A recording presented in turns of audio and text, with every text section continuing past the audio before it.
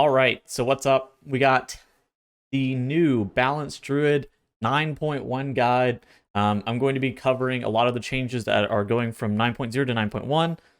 This video is going to assume that you have some at least base understanding of the class from 9.0. Now, this is going to kind of go over like what's changing 9.1, Covenant, talent analysis, what Covenant should you select, what's changing with Legendaries, and then just like some soulbind stuff and just like some generic, like what is really going on with Balanced Druid in 9.1, what you should be looking to do, that kind of thing.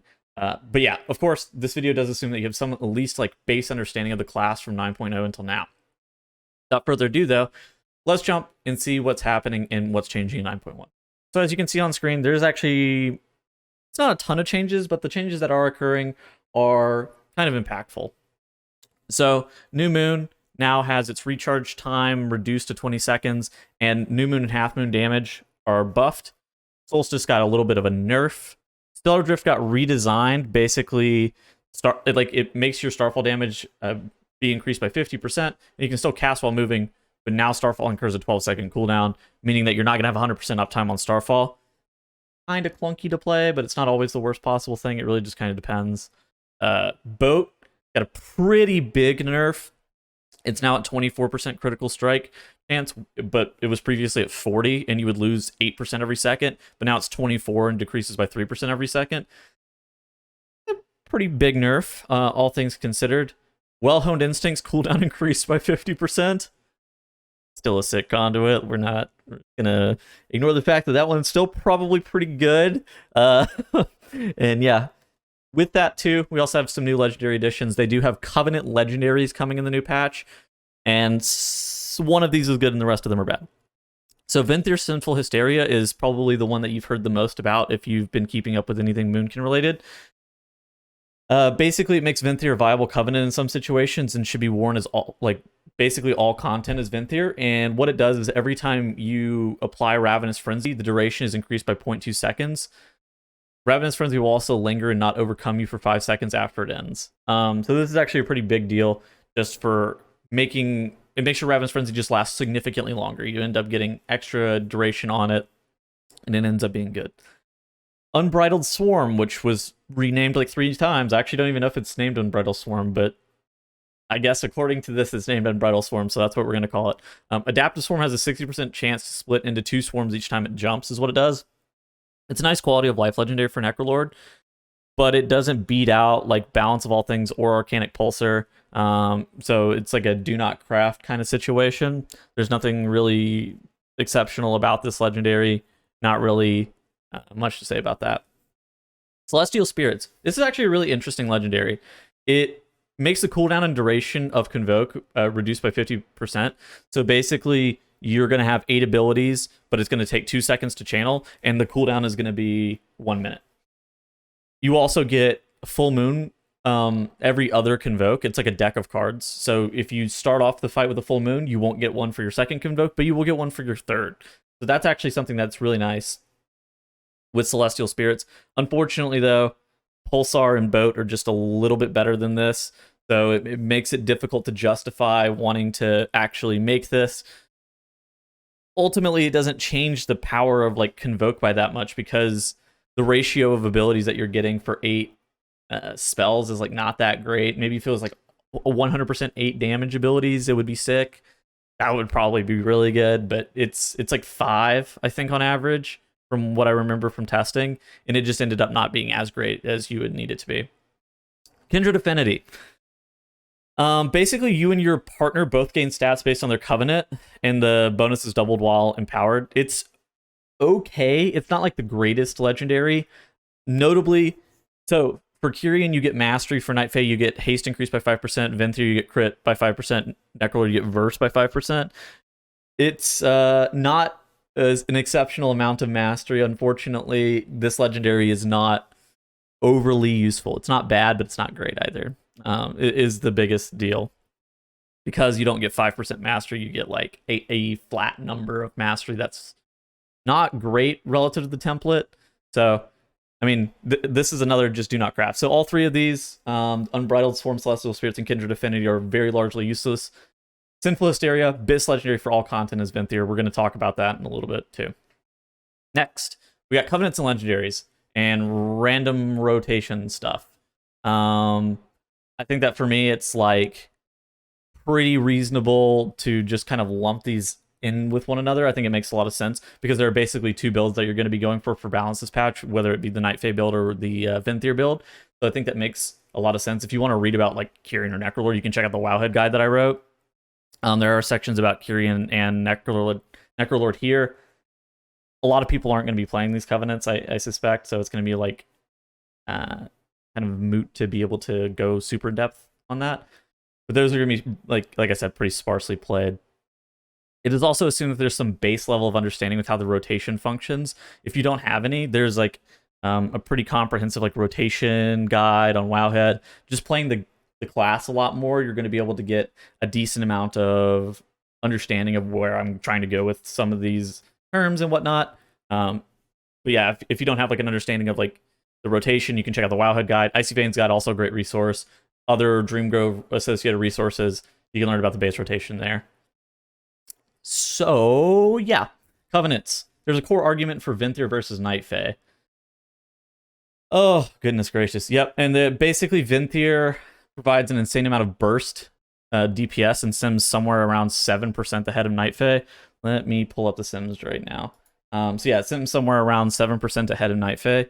And they are both burst DPS profiles, so this is not like something that's largely different. That's why I don't believe this is a very Kyrian-esque situation. I think this is a lot more feasible. Venthyr is harder to execute than Night Fae, but it's not like impossible to be able to pull off. Venthyr does punish movement a lot more heavily and casts during cooldowns, especially later into your Ravenous Frenzy. Like if you miss like 2 or 3 GCDs at the very end of your Ravenous Frenzy, you may just tank your damage. But example, on a 5-minute fight, Venthyr does about 68% of your damage in a 45-second cooldown window, which is 68% of your damage in 30% of the fight length. Whereas Night Fae, you do about 35% of your burst in a 15-second window, or 10% of the fight length. So while the burst profiles are, they're both burst profiles, one of them is obviously like over a very shorter duration. Invoke being a channel that you kind of fire and forget. You just kind of do okay damage with it all the time, right? The upsides are very heavily Venthyr favored, as you can see with the sims right here. Like, very heavily Venthyr favored with how much damage you're going to be gaining with those.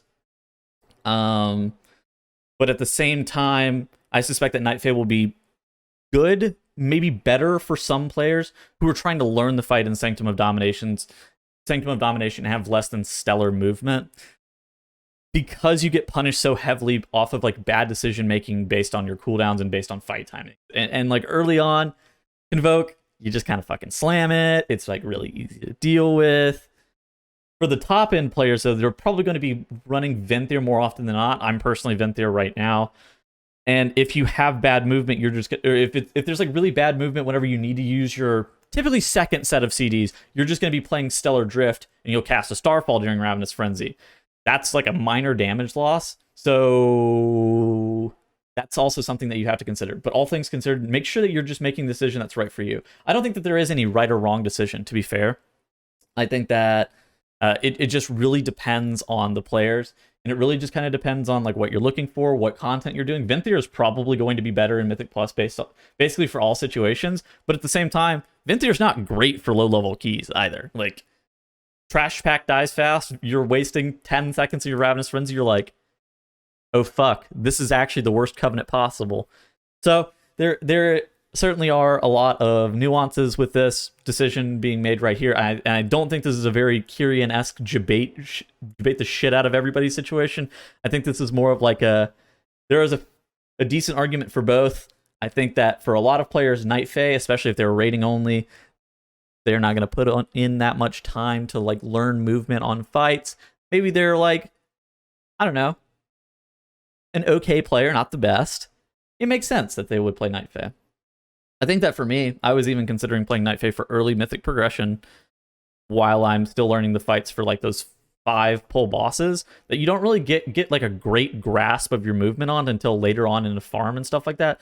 But at the same time, I realized that I needed to be Venthyr early on because the Sinful Hysteria legendary is gated behind Renown 48. I didn't want to be behind, that kind of thing. So I am Venthyr right now. All right, so moving on. Let's talk about Venthyr and Sinful Hysteria, since that was all said. Venthyr and Sinful Hysteria is perhaps one of the most powerful combinations in the game. I think Sinful Hysteria is the best simming legendary in the game currently. It is a very substantial damage gain. But with that said, there's a lot of shit, and there are a lot of optimizations that you can do with Venthyr. And so this is what I want to point you to. The Venthyr Compendium on dreamgrove.gg website. So if you go on the dreamgrove.gg website and you find the Venthyr Compendium, you can read a lot of different shit about how to play Venthyr well. There's a lot of min-maxy shit as well associated with that. So that's something you certainly can check out. Let's hit a hot TLDR for a lot of these optimizations. A lot of the optimizations with your rotation involve just using your cooldown, such as like 1 minute CDs, Fury of Elune, basically, potions and trinkets towards the end of your Ravenous Frenzy to gain a larger benefit from the burst. Also, you try to sit between 60 and 100 Astral Power during your cooldowns and spend on Star Surge only realistically whenever you need to.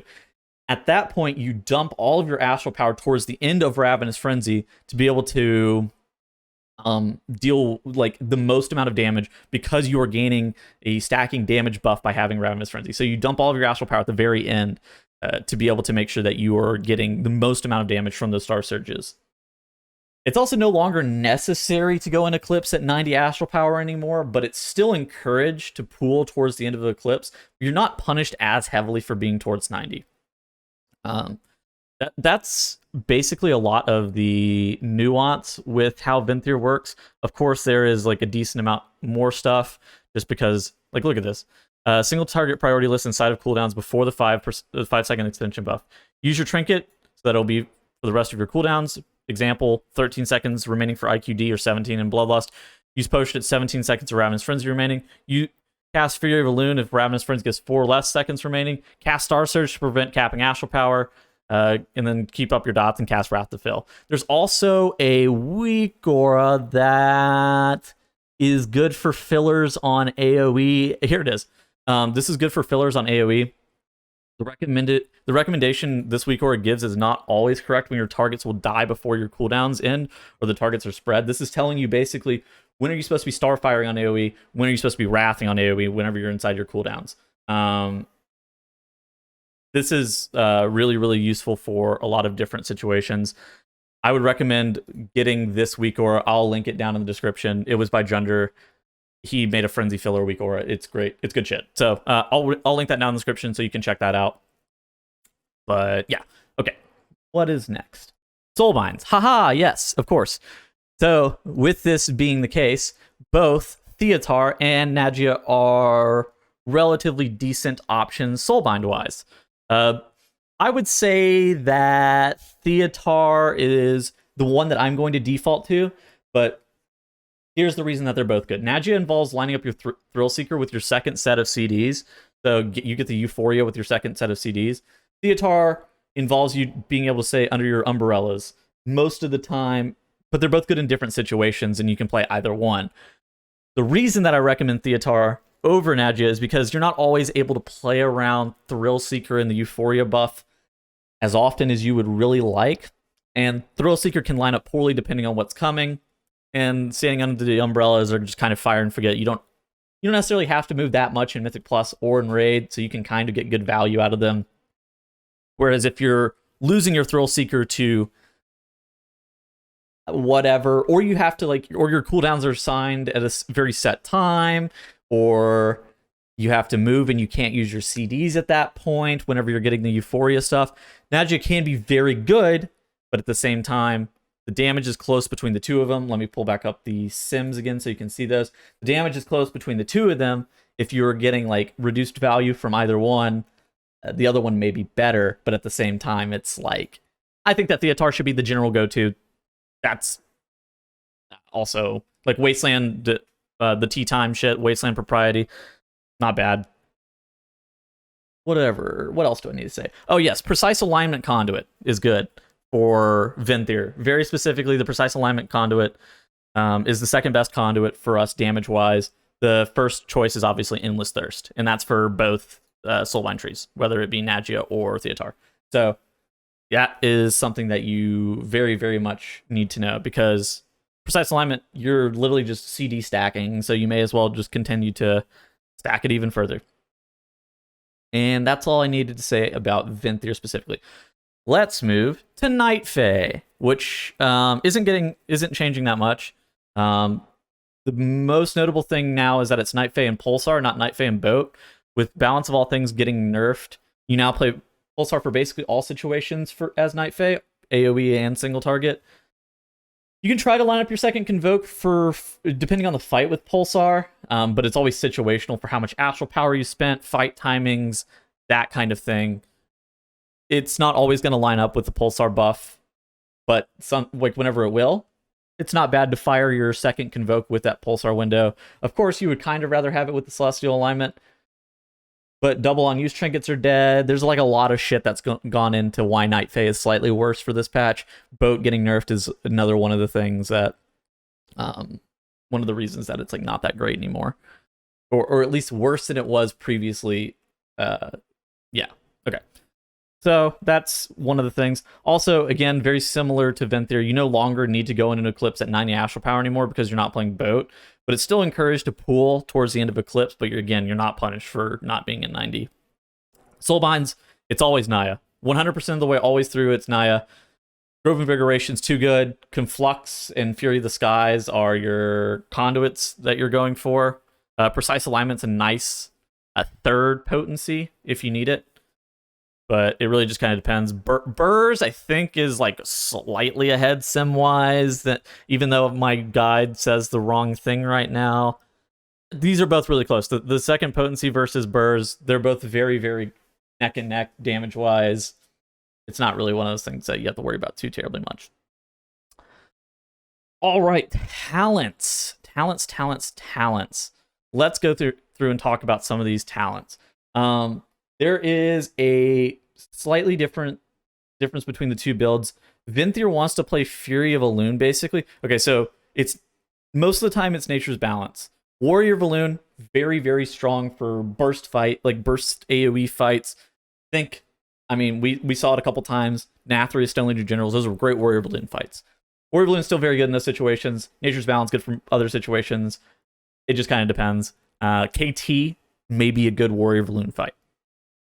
So this row, Influx, Force of Nature, obviously good for Mythic Plus, but this row is Influx, so Nature's Balance, we're just going to say is our default for this. Incarn is the default for both Covenants, Night Fae and Venthyr for single target. This may come as a surprise, but it shouldn't be. For single target, obviously Stellar Flare is the default for both of these Covenants as well, Night Fae and Venthyr. As I said earlier, Stellar Drift can be talented as Venthyr, and you can cast Starfall during Stellar Drift. Or during your cooldown, sorry. You can cast Starfall during your cooldowns to gain benefits from Stellar Drift movement. And it's not that big of a damage loss. It's not like a great thing to do, but it's not that bad if you need the movement for whatever reason. But that should be used basically on fight-to-fight specific stuff. Here's the only road that fluctuates for single target between the two Covenants. It's Fury of Elune versus New Moon. Night Fae is New Moon. With the buffs to moons, Night Fae is playing New Moon now. Not really that big of a deal. Venthyr is playing Fury. As I stated earlier, you're using Fury during very late into your cooldowns to be able to gain bonus damage from the Ravenous Frenzy buff. What other things do I need to talk about? It's still Soul of the Forest on AoE for both of these Covenants as well. Twin Moons versus Stellar Drift is actually a very interesting discussion for AoE. So Soul of the Forest obviously is our best AoE talent option. Twin Moons sims slightly ahead. Soul of the Forest plus Twin Moons sims slightly ahead on 3+ targets, but I think it's pretty impractical for a lot of situations. Having a Moonfire frequently, specifically for Mythic Plus, is not always reliable. So Stellar Drift may be your go-to and preferred AoE choice. This can certainly change, and Twin Moons may become the preferred choice for high-end Mythic Plus, just due to the fact that you can get away with moon firing a lot more. This is like a TBD thing. I don't think that either of these choices are going to like make or break your damage. This is very much an influx talent row that I don't think is like cookie cutter set in stone kind of thing. But yeah, Soul of the Forest, Twin Moons, certainly Sims higher on 3 targets, but it really just kind of depends. Venthyr 2 target is Incarn plus Stellar Drift. That's another thing that I needed to talk about, but that's basically it. Yeah, that's all the notes that I had, basically, for all the 9.1 stuff that's changing. Make sure you guys like, comment, subscribe, check out my stream. If you guys have any questions, come bug me, ask any questions. Check out the Wildhood Guide, also good resource. Icy Veins, also great resource. Dreamgrove, dreamgrove.gg website, Dreamgrove Discord, great resources as well. Check out all those things. I will put a bunch of these links down in the description. I'll also put that Frenzy Filler week order down in the description. You guys can check all of that out. Hope you guys all have a great rest of your day and have a happy 9.1 launch.